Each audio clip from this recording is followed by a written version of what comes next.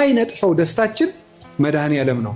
የልቡናችን ደስታ፣ የነፍሳችን ረሃብ፣ ጥጋባችን፣ የልቡናችን ዘውድ፣ የሰውነታችን ትምክት እርሱ ክርስቶስ ነው። ሁሉ ነገር ሁልጊዜ አያስደስትም። አንድ ቀን ቢያስደስት፣ ክርስቶስ ግን ሁልጊዜ ደስታችን ነው። በልብስ ልደሰት ብትል ልብስን ወይ ሰዎች ይወስዱታል፣ ወይም የተሻለ ልብስ አሰፍተው የሚመጡ ሰዎች ያስቀኑና በአንተ ልብስ መደሰት ታቆማል። በጤና ብትደሰት ሲያምህ ይከፋል። በመልክ ብትደሰት ስታረጅ ይከፋል። በሚስታችሁ ብትደሰቱ ስትሞት ይከፋችኋል። በባል ብትደሰቱ ሲሞት ይከፋል። ቅዱስ ጎርጎርዮስ እንደተናገረ በሀብት ብትደሰቱ ስታጡት ትከፋላችሁ። በሹመት ብትደሰቱ ስትሻሩ ይከፋችኋል። በክርስቶስ ብትደሰቱ ግን ማንም አይወስድባችሁ። እሱን ማን ይነጥቀናል? ሁሉ ይወሰዳል።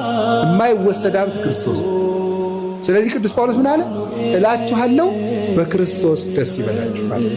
እላችኋለሁ በማን ደስ ይበላችሁ አለ? ደግሜ እላችኋለሁ በክርስቶስ ደስ ይበላችሁ።